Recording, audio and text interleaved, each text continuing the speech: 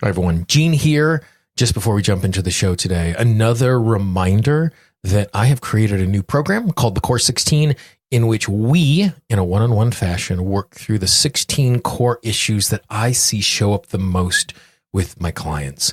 If you are in a situation where you feel like the promise of tapping has let you down, that you hear about all of these other people in your life who've had this amazing success with tapping and you have not, this is an opportunity for you to explore the reasons why you're not getting the most out of tapping and for us to actually make that transformation. I only have room in the program for 5 people. If you go to tappingqa.com/core-16, that's tappingqa.com/core-16, and that's the numbers 16, not the word spelled out. It'll give you an opportunity to get all the information as you check out the program. If you have any questions, please let me know. I can always be reached directly at Gene, Gene, at tappingqa.com. Well, I believe now, like Byron Katie says, that life is actually a lot kinder than we think it is. This is Gene Monterastelli, and welcome to the Tapping Q&A podcast, recorded live to tape from Williamsburg in Brooklyn. This is episode 347, originally aired January 3rd, 2019. Hi, everyone. I hope this finds you well wherever you are and whatever time of day you're getting a chance to listen to this. Thanks for spending some time with me today. Today, we have a conversation with Steve Wells. Most of you know Steve. Steve has been a guest many, many times on the podcast. And when I had reached out to see if he wanted to be on the podcast again, he let me know about this new procedure, process, technique that he has been using that he calls intention tapping. And I know lots of us are very, very familiar with having intention and setting intention for our work. But this is a different type of intention. This is not about the outcome and having an intention for a particular type of outcome from the tapping that we're doing, but instead it's about intentions that we have in the middle of the process of tapping that create an amazing amount of relief. And one of the reasons why I love conversations like this is something that is really new and at the front of mind for Steve as he's been working on this. And so it gives us the opportunity to really kind of unpack and explore that. So in this conversation, you're going to get 2 things. First of all, you're going to get a short story about how he actually came to this new way of doing intention tapping. And then the second part, we have him actually walking through the process. And the process is so super simple. Literally, as you listen through this, there's going to be 3 or 4 notes that you are going to make, which is going to give you access to this amazing process.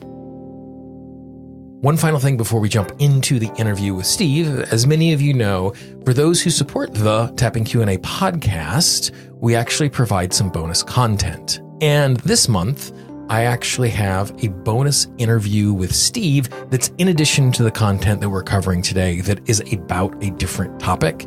Actually, I asked him one question that turned into this amazing 10-minute conversation that will make a huge impact in the way that you use your tapping. So those of you who are already supporting the podcast this morning, in your feed, that new bonus piece of content with Steve showed up. If you are not supporting the podcast yet, but you would like access to amazing bonuses just like this, all you need to do is go to tappingqa.com/support. You will get access to this bonus content with Steve, as well as lots of other amazing things every single month. tappingqa.com/support.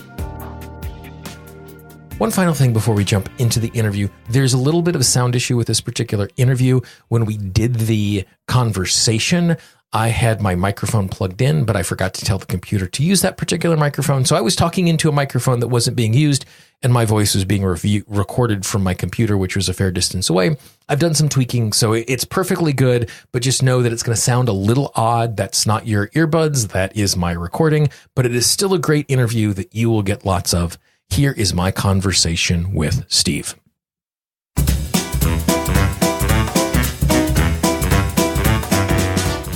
So you have kind of developed a new way of approaching all of this. What was the genesis of the process, and where have we landed as you've been experimenting? okay, well, the genesis of the process was actually like I've discovered a lot of things in my life. It was through a painful experience. Okay. Where I was trying to get back into distance running, and I ended up getting a nasty heel spur, and so I just couldn't really move anywhere without pain. So I was spending a lot of time just sitting around, and I was starting to feel miserable. And of course, when that happens, I started to feel miserable about everything. So I was thinking, my business is not going the way I want it to go. I'm not being the best father that I want to be, et cetera, all that kind of stuff. And so I started doing all the things that I know to do. So I started tapping on this. I was using a shaking technique called TRE, trauma release exercises, developed by Dr. David Berselli.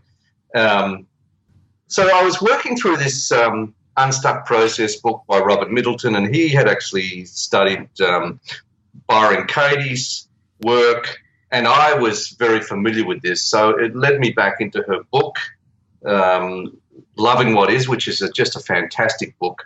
And I was using her process as well. Plus, I was using an approach called logosynthesis developed by Dr. Willem Lammers. So I was just kind of throwing everything at this and trying to shift the way I felt and the way the way I was thinking and find a way forward. Anyway, I was led back into reading Byron Katie's book, and there was a statement that just jumped out of the page at me, and it was essentially, it's not the thought, it's the attachment to the thought that causes our suffering. And so, I was thinking, well, yeah, of course, when tapping works, that's what it does. It releases the emotional attachment to the thought, so that the thing that, if you thought it a minute ago, it upset you, but now you can think the same thought and it doesn't upset you at all. So it's actually released that emotional attachment. And then it occurred to me, well, we can use tapping to release emotional attachments. Can we use intention? And this is something that we speculated on this with Gary Craig back in February 1998 when we went to his workshop. There was a lot of stuff going around the room about can we use intention and how do we use intention. And really, since that time, I've seen a few approaches that use intention, like Dr. Larry Nims's Be Set Free Fast. Willem Lammers' approach uses a form of intention. Ask and Receive uses intention. But I just considered, can you use intention simply to release the emotional attachment to whatever's bugging you?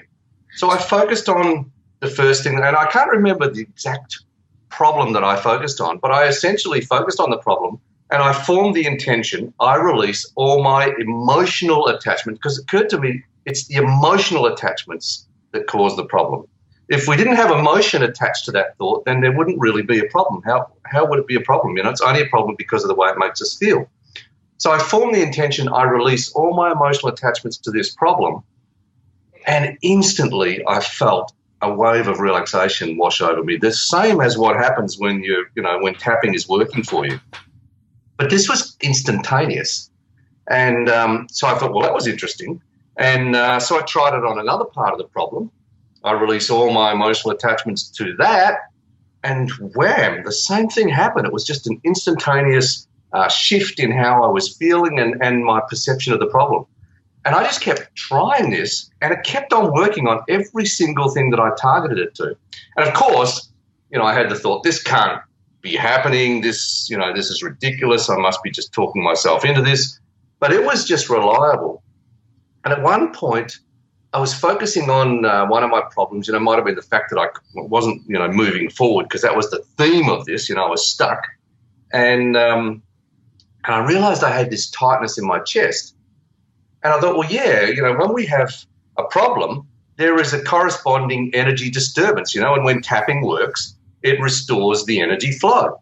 So then it occurred to me again, well, could we use intention, just intention, to restore that energy to flow? So I formed this simple intention, I restore the right energy flow to my chest. And my chest opened up, I spontaneously took a nice deep breath, it was easy. And again, the same thing that happens when you've been using tapping, but this was instantaneous. And And that was what really, astounded me, actually, surprised me, because, this just seemed a bit too good to be true. And, I was thinking, well, okay, I've got myself into I'm just believing my own stuff kind of thing. So I went, and after I tried it a few times, it kept on working. I went to my wife and I said, well, look, I've been playing around with this new way of doing things. If you've got a problem that, is bugging you right now, and she's used to this now. I've been, I've been so many years I've been tapping and doing all these kind of things, and she's into it now. She'll take it on board and try things out and stuff. She was the first person I tried tapping on, by the way, and all those years ago helped her to get over her needle fear. It was the very first tapping experiment I did. But anyway, so I had her try it on a problem, and she instantly felt different. And I thought, well, okay, so that's like 2 out of 2. And the next morning I was sitting in the office here and I was on Skype. I was talking to a friend of mine. He was having an issue with someone in his family and really upset about this situation. And I said, mate, look, just try this simple statement on that particular issue with that person. And he said the intention statement, I release all my emotional attachments to this issue with this person. And he said it was palpable, the shift that he felt. It was palpable, and it actually sustained into the situation. He went and felt differently about what happened. So that kind of, I thought, okay, that's 3 out of 3. So then I started, sharing it with, I shared it with my mate Dave Lake, and he felt it instantly. I started to experiment with, using this with some issues with clients. And now here I am. Man, this is the 3rd year I've been doing this. And I was just reflecting on this morning. Over all that time, there have been 3 people total that I haven't been able to get a result with this technique using, which, nothing else I did with those kind of results, And I want to be really clear on what you're saying there. So it's not my intention is to heal this thing or to be pain-free or to be successful. The intention is about releasing the emotional attachment to what is going on. Yes, and that's what I believe is why it works, because a lot of people, when they talk about intention, they're talking about creating an attachment. Mm-hmm. They're talking about trying to attach to something so that they can achieve something. And I think then, that's why people struggle with that, because they already have unconscious stuff which gets in the way of that. There are things that get triggered that come up to say, no, you can't do that, no, you can't have that. Well, this actually works on releasing that. And I believe, I believe, like Dr. Larry Nims, that what you're doing here is you're actually giving an instruction to your unconscious mind to carry out this process for you, and it will do what you ask. And, it works like it says on the box. It works so consistently. I found some major distinctions about how to use it and how not to use it. And the great thing about it too is, in tapping, people say, oh, you have to be specific. Well, with this, you can start as global as you want, and then your unconscious will progressively reveal different aspects of the problem for you to work through. You still have to work through whatever aspects are connected to the problem. You can't say I release all my emotional attachments to my mother and instantly every single aspect of every problem related to your mother is healed.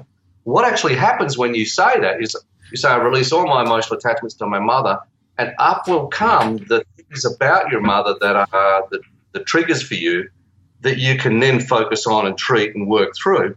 And, what I found is if you make this statement, you focus it on a particular problem, then you just allow what comes next to arise, and then you can focus on that as the next problem to treat. And it's interesting as you say that. In my mind, the way that over the course of the last couple of years, I've really framed my work, like professionally with my clients and just in my own work as I'm continuing to do transformation. My goal is always proportionate, well-informed emotional responses. Because for me, the problem shows up when it's disproportionate, like the emotion's way too big, or it's an emotion that's coming from a place that isn't properly informed. Like I'm responding to something that isn't actually true, and that's the reason why my emotion is so big. And I can see parallel to what you're doing here is you're letting go of the stuff that is unnecessary, that is too much, that is disproportionate, so that you can actually see what is there. Because when I'm able to see the problem in the cold light of day through the emotional filter, then making the best choices we can make becomes a lot easier for us to do. Well, I believe now, like Byron Katie says, that life is actually a lot kinder than we think it is. Mm-hmm. Yeah. And because we have all these emotional attachments, and we didn't make most of them up. A lot of them were hardwired into our nervous system by emotional experiences that we've had through our life. Right. And now they constrict and filter and constrain our experience and, jerk us around and seemingly control us. And this is actually just another pathway to becoming free of those hooks. And when you release the hooks, then you can deal with life the way it is. And it really, without the overlay of judgment and expectation and all that stuff and fantasy, there's a lot of work that I do now is actually getting people to release their emotional attachments to fantasies that they have about the way things should be rather than the way they are. So as you have gotten a chance to work with this more and more and refine it, I know you've kind of landed on a 3-step process. At a high level, can you kind of walk us through what that looks like? Okay, so there are 3 main intention statements. And when I teach them to people, the 2 that I've given you so far, that's what I used for, I don't know, maybe a couple of years. Then I discovered another one. Mm-hmm. But you can just use those 2, and you can use them willy-nilly, and lo and behold, you should get results from them. The listeners who are tuning in today can actually just focus on a problem and say, I release all my emotional attachments to X, where X is the problem, the thought, the belief, the person, the event, the memory, the situation, whatever it is that's upsetting you, and tap. So combining this with tapping combines the best of 2 great techniques together. Mm-hmm. I found you can get big shifts using this without tapping, but the integration that happens with tapping, and it's a beautiful harmonizing that occurs with tapping, and so it just really accelerates and speeds up the process, and also just leads to a good balance in the mind and body. So then, if you have a problem that you're noticing, a thought or something that's disturbing you, use that statement. And if you notice that there's a body feeling, a disturbance in your body somewhere, you can simply say, I restore the right energy flow to whatever body area it is, whether it's the stomach, the throat, the chest, wherever it is.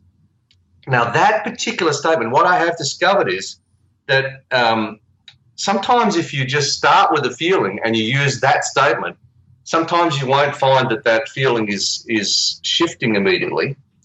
And that's the reason why is because I've found you need to release some of the emotional attachments which are triggering the disturbance before you can get access to restoring the energy flow. So I tend to use the first statement, I release all my emotional attachments to X, all the things that are triggering you and hooking you, a lot more.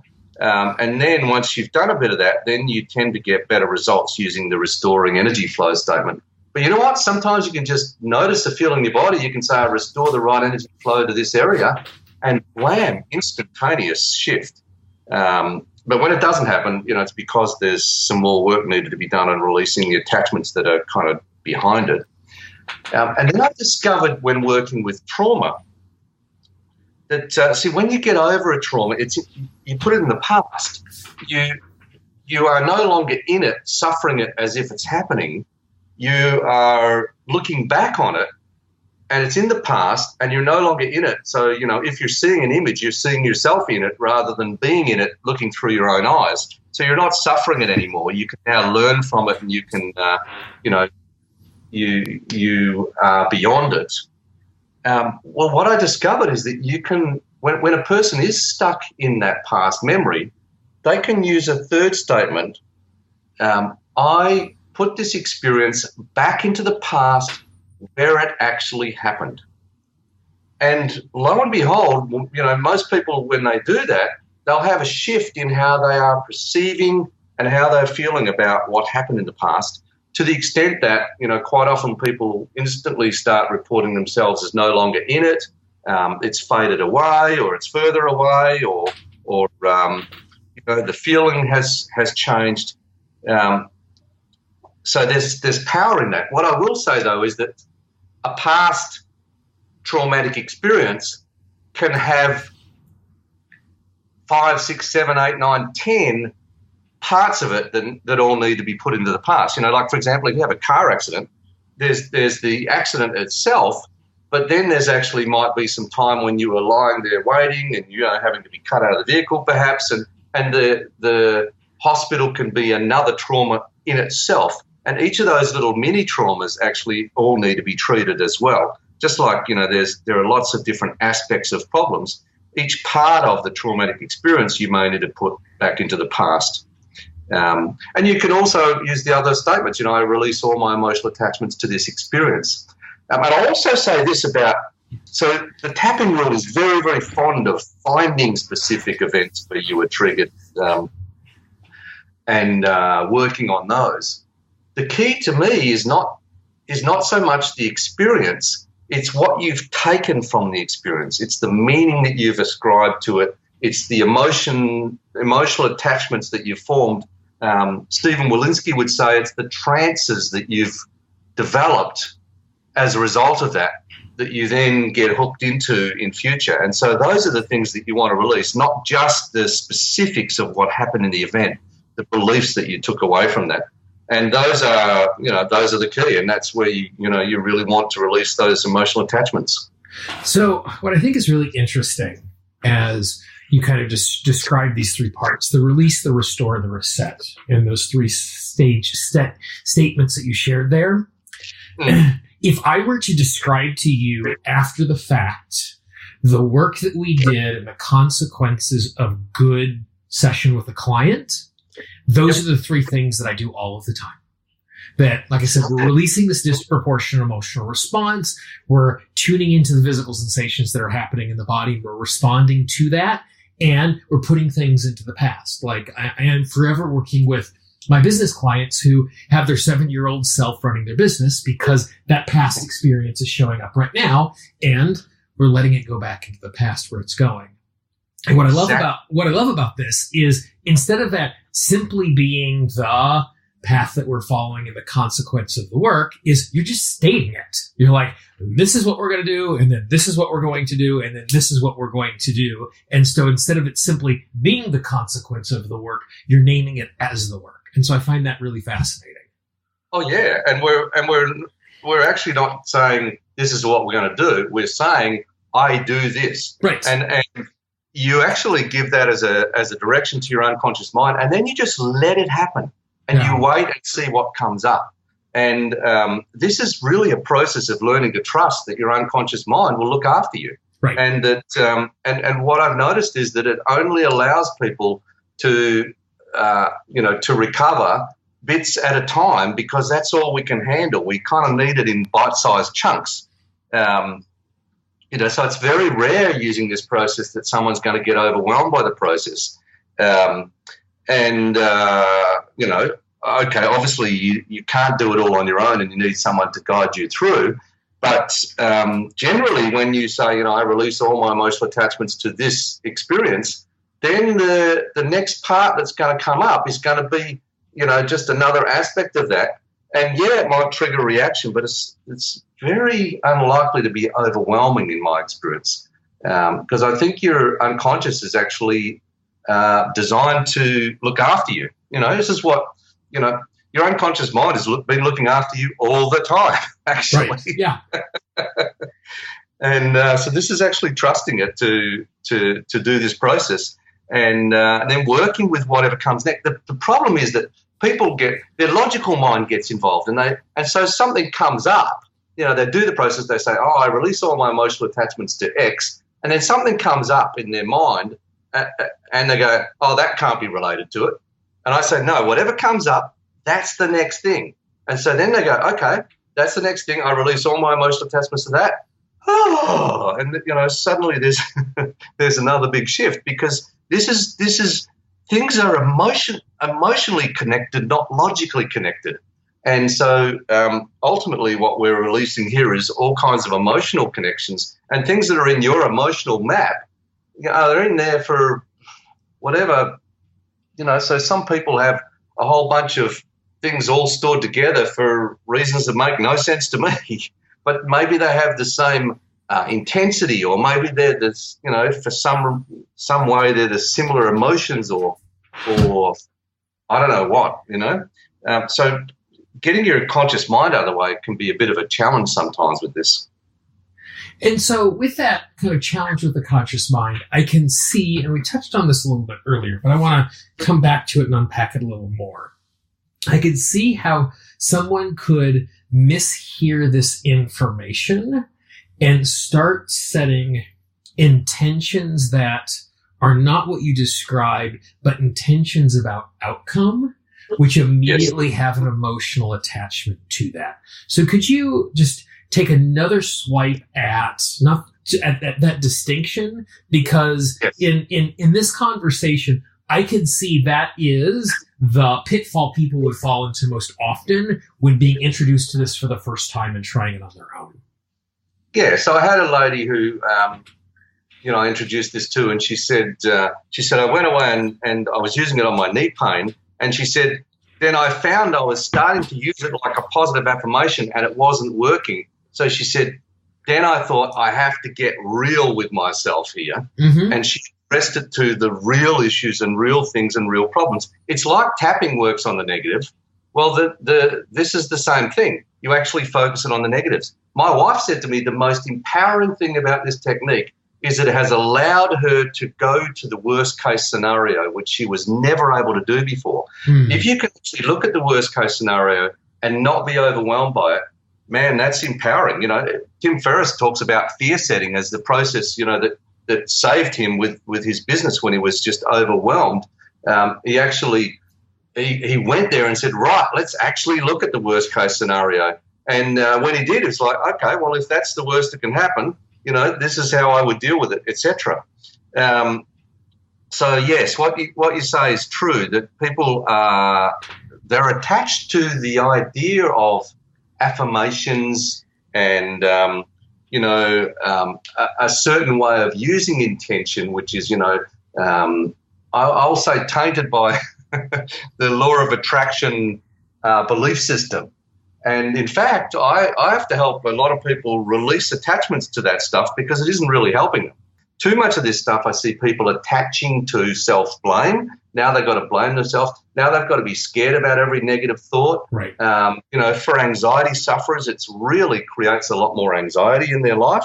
And they can feel bad about all their negative thoughts. With this technique, it just cuts through all that because you can actually you can meet every negative thought. In Byron Katie's approach, she says you meet every negative thought with understanding, and you meet it with inquiry.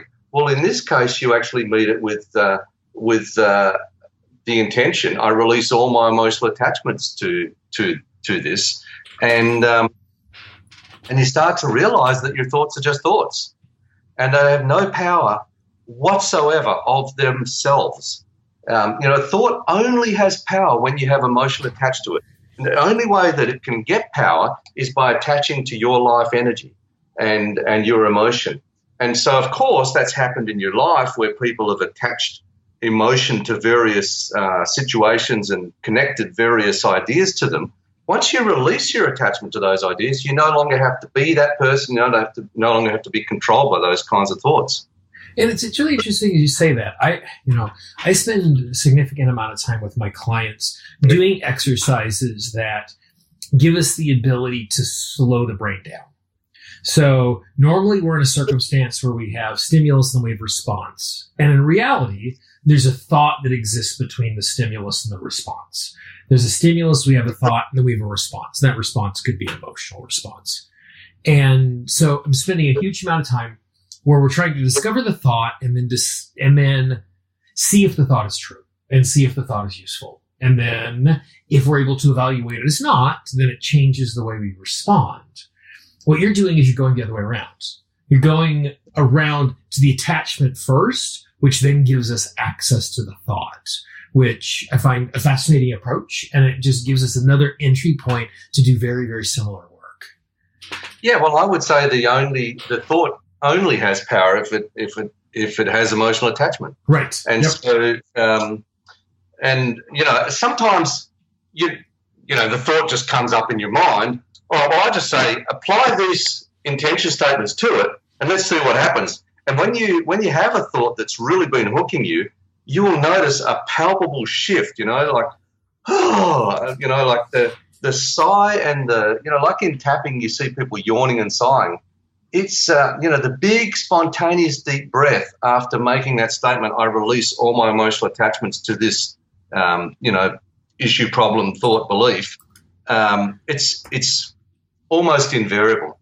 When I'm using it with people, obviously, I'm pretty good at working out what they're hooked by, and so I can have them focus on that, and and make that the target.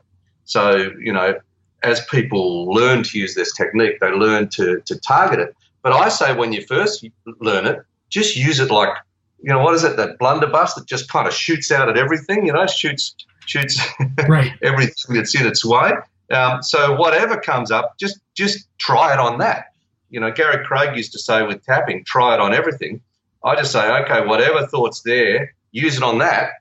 And, when you have one that's been hooking you, you'll feel a palpable shift when you apply it, And so as you've been doing this, are there particular issues that you have found that are stickier than others when using a process like this? Oh, gosh. Look, the same issues that are the challenges for tapping, and those are the things like the more severe depression. Mm-hmm.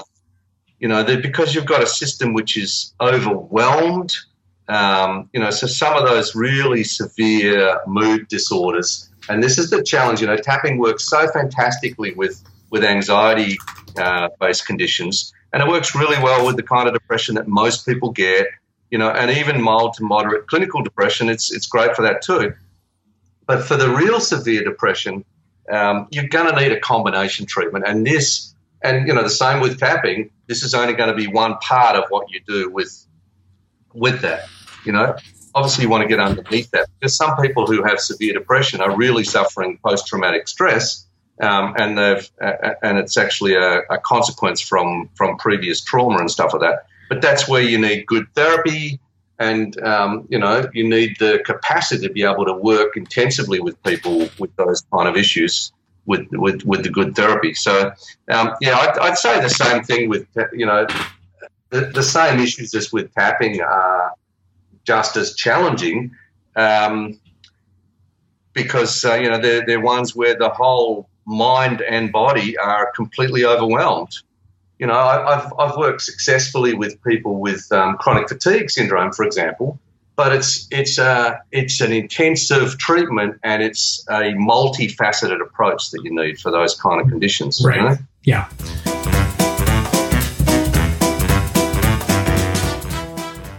So there you go. It's a super simple, super straightforward process. I want you to start using it right away and let me know how it goes. Just drop me a note. I have been playing with it and I have loved it a lot. As a note, for those of you who live in North America, Steve is actually going to be doing some live training for the first time since 2013 in North America. He's going to be spending some time in Toronto. So if you go to tappingpodcast.com, click on the link for episode 347. You will see the information for a 3-hour workshop and a 3-day training that he is doing in Toronto in April. And if you act right now, there's actually a fast action bonus where they're offering a discount. So if you go and sign up within the next week, you'll have an opportunity to take advantage of that. So go to tappingpodcast.com and then click on the episode 347. You'll get all of the information about how you too can attend that really amazing training in Toronto. If you have some questions or comments, I always love to hear from you. I can always be reached at Gene, Gene, at tappingqna.com, or you can click on the contact link on the website.